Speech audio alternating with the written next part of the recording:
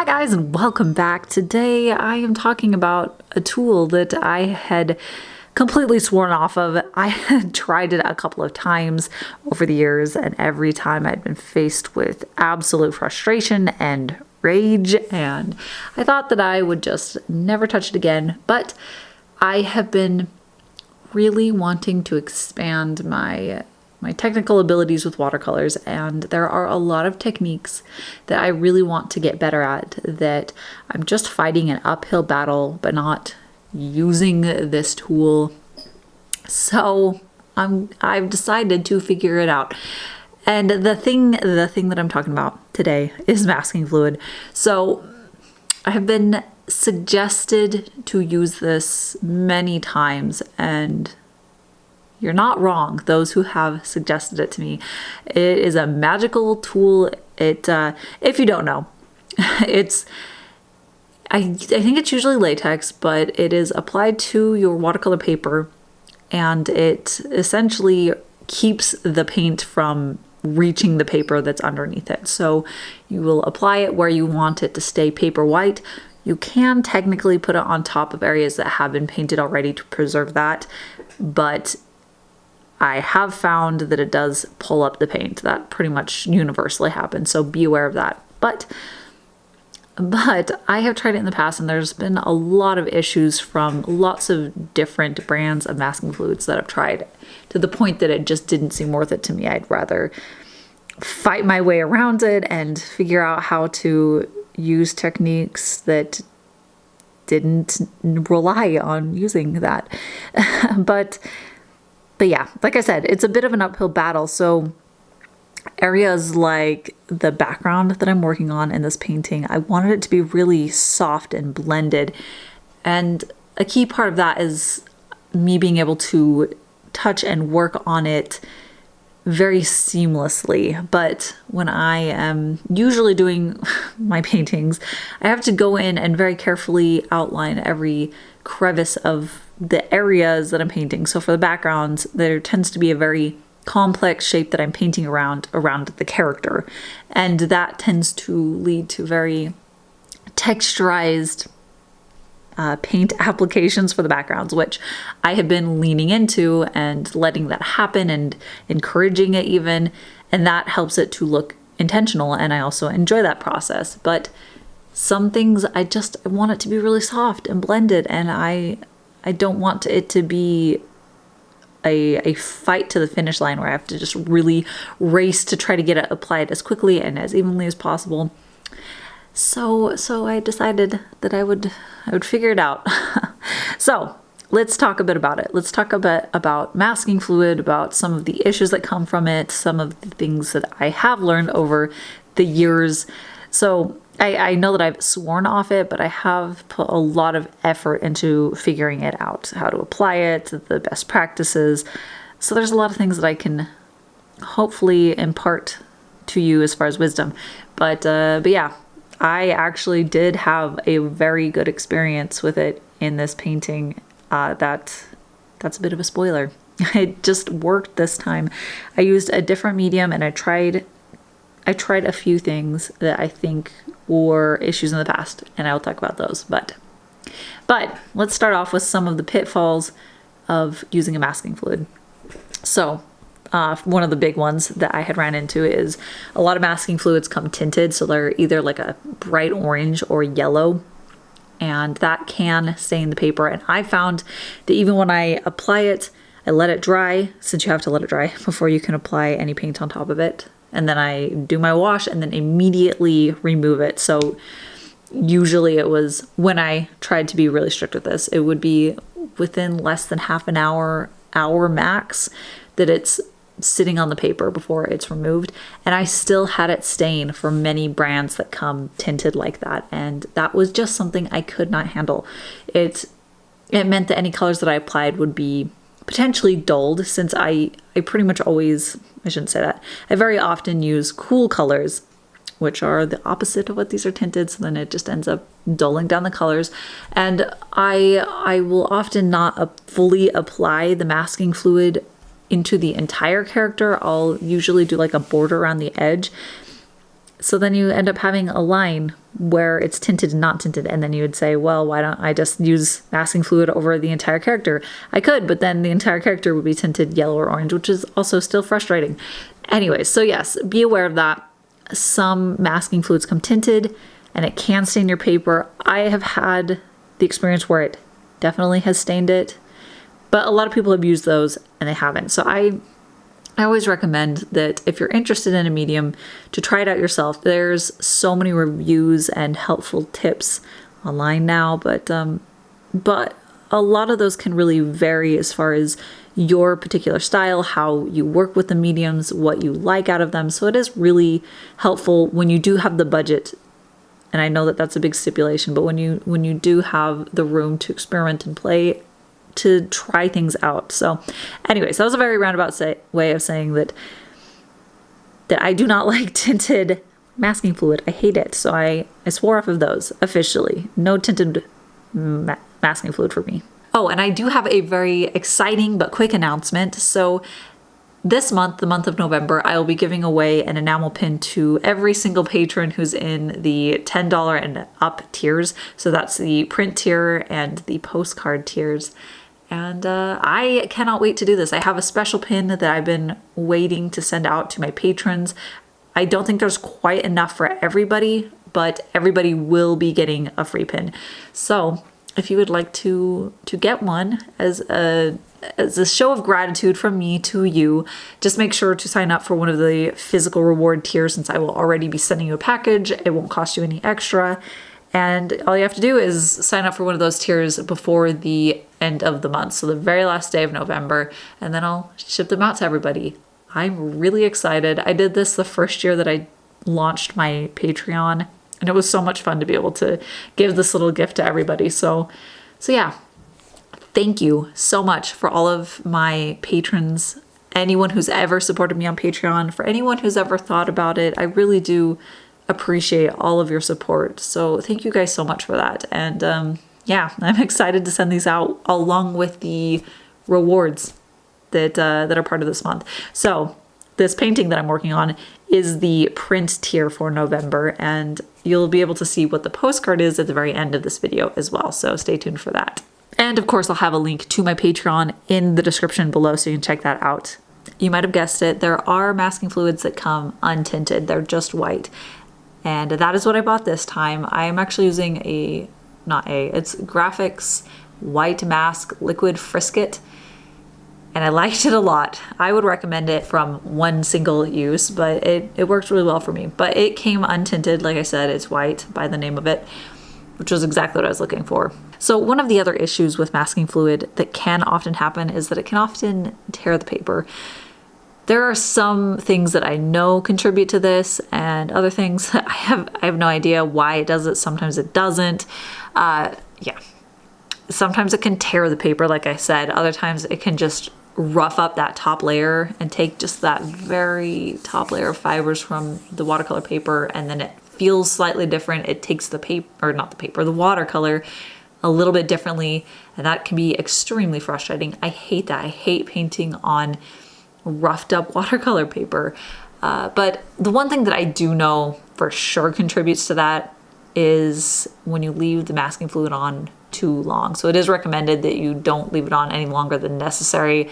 I always make sure that when I apply it, I paint and then I take it off, and I don't leave it on overnight. Anything significant like that, I always make sure that I remove it. And that helps a lot. I also think that sometimes in the past I've used my embossing gun, which I adore. It's probably my top watercolor tool outside of the actual paints and papers. I love it. It dries out the paper really quickly. In the past though, I think I made the fatal error of using it too close to the masking fluid, and I think that probably just caused it to bind to my paper a little bit more, and that could have also contributed to the staining. But yeah, that is one thing that I'm going to make sure that moving forward I'm very strict with. I don't let myself, or at least I didn't let myself use it in this piece while I was working on the background, and it was hard. It definitely, it took some willpower to step away and just let it dry and then come work on it and then let it dry. And it was a process. that I haven't had to use my watercolors for a really long time. I think since I was learning in school where I couldn't have my heat gun, or I hadn't actually really settled on that as a process. Okay, that was a lot of talking about the pitfalls of masking fluid, but we could talk about some of the benefits. But really quick, just a recap of some of the pointers that I've learned over the years. If you can, avoid masking fluid that comes with a tint. Don't use a heat tool, and also remove it as soon as you can, as soon as it makes sense. There's a lot of benefits. There's so many benefits to using masking fluid, and to be honest, I kind of feel like I was just being really stubborn with not reintegrating it in my painting life. It made me so mad so many times. I've had to restart so many paintings because of masking fluid, but I think if I'm just very careful and I take my time with it and I'm thoughtful, hopefully I will avoid those, for the most part, those issues. But yeah, like I said, there are so many benefits. There's obviously the ability to paint a smoother wash easier and quicker. That goes a long way. So like I said, when I paint my paintings, I usually paint the background first. I like to establish the values that way. I find that when I paint the character first, I don't get the values strong enough. They tend to be very middle of the ground, and I still really struggle with that, to be completely honest.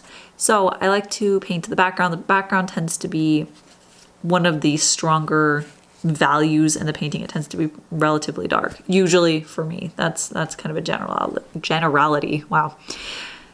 So I like to paint that in first.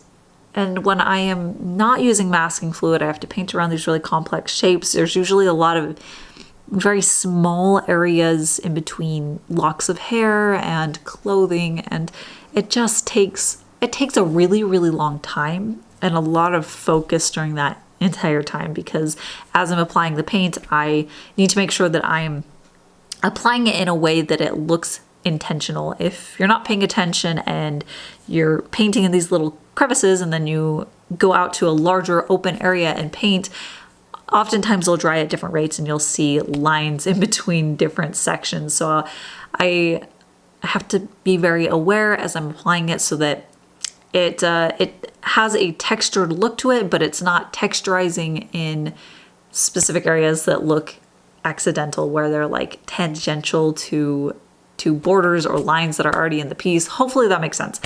So it means that I have to go in and, okay, I say have to a lot. This is all stuff that I do enjoy. I enjoy the painting process, but I will go in with the paint or with water, and I'll drop it into that wet wash that I'm working in so that it disrupts something that could have looked unintentional, accidental, and it often granulates, since I like to use granulating paints for that area. It creates that beautiful watercolor texture, which I love, but it takes a really long time, and like I said, it's a lot of focus for a long duration. I to a degree can't really be interrupted while I'm doing it, which makes it mildly stressful. I would say very mildly, but it does mean that sometimes I put off painting because I know that there's a little bit of commotion in my house and I'm afraid I'm going to get interrupted. So I feel scared. I don't want to start working on it. So using masking fluid is going to open up, hopefully, a lot more ease in the painting process, where I can apply it to my character and then paint and do it fairly quickly, and I can get a very smooth effect, which means when I want it to be textured, it can be textured, and when I want it to be smooth, I can choose to have that in my arsenal of options for my paintings, which feels really, really good, because there are a lot of techniques, a lot of looks that I want to be able to achieve with my watercolors. In specific, I've noticed that when I've done my color comps digitally, I will often do just a really quick, soft, hazy background to establish the values. And I actually really love that look. So it's really frustrating to go from something that is just supposed to be a reference for myself and it's supposed to be really quick, and then to spend all this time on the final version and yet still want it to look like that rough thing in the beginning. So I'm trying to cultivate skills that will bridge that gap a little bit better so that I can create that really soft look. And that's gonna go a long way for me being able to really reach the level that I want with my watercolors. Anyways, it's just, I am very excited because it does make it potentially a lot easier and more enjoyable to paint these areas like this. So let's talk a little bit about some tips for applying it. So it is recommended that you don't shake your mist kit to mix it, and you do need to mix it. It separates whatever components make it up, it separates. But if you shake it, it fills it full of bubbles, and then when you try to apply it to your paper, it will have those bubbles, which can leave gaps in the masking fluid, or you can apply it and then they pop. I've had that happen sometimes, and it splatters it where I don't want it to be, and then it's just an annoying cleanup process. Yes, so it is recommended that you stir it.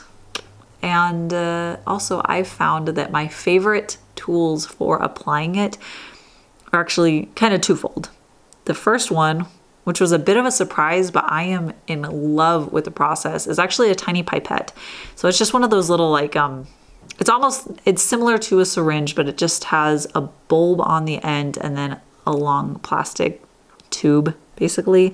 So you can squeeze it, it sucks up some of the masking fluid, and then I found that I can just very carefully apply pressure to the bulb of the pipette, and then some masking fluid comes out, and I can basically use it like a little pen, and it allows me to very precisely place the masking fluid. Now, this is very important because when you use brushes with masking fluid, it's pretty much a death sentence for your brush. It's never the same after, and if you leave that masking fluid on for any amount of time after, if you let it dry, it gets all gummy and it's just never going to fully come out. So that's why I like to use different tools than brushes. I found that the brushes, even if I'm willing to sacrifice it, it often doesn't last for the full application process anyways. So yes, that pipette was amazing. I loved it. It worked so well. The only thing that I did run into is that at certain points towards the end, it would start to actually shoot out some of those bubbles, the dreaded bubbles in the masking fluid. So I had to be a little bit more careful with that and make sure that it was like fully loaded so that there was always some masking fluid behind what I was squirting out onto my paper. And the second tool that I used in conjunction with that is actually, it's from Trekell. It's called a wipeout tool, but it has these like little silicone nibs on both sides, and it's perfect because it's very sharp and, well, not sharp as in cutting, but pointy. It's very pointy, so I can use it to guide the pool of masking fluid that's already on my paper so that it can get into those really sharp points that I want, like the ends of hair, so that it gets really pointy and is very precise with the application, even more precise than this tiny pipette. And that allows me just to really polish and finish off where the masking fluid is so it can be as precise as possible.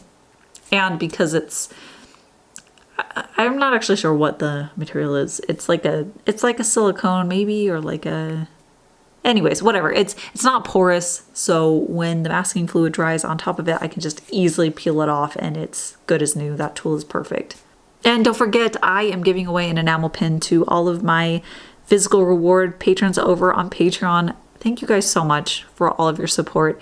If you would like to get a free enamel pin on top of the other rewards that I'll be sending out, make sure to go follow the link down in the description and check out my Patreon. Remember, that's for the postcard and the print tiers, just because I'm already sending out packages, so that'll make it as seamless as possible. But yeah, thank you guys so much. I really do appreciate your support so much. Whether you support me over on Patreon or not, it means so much to me that you're here watching this video with me. I am incredibly, incredibly grateful for every single one of you. But that's it for today. So I will see you guys next time with my next video.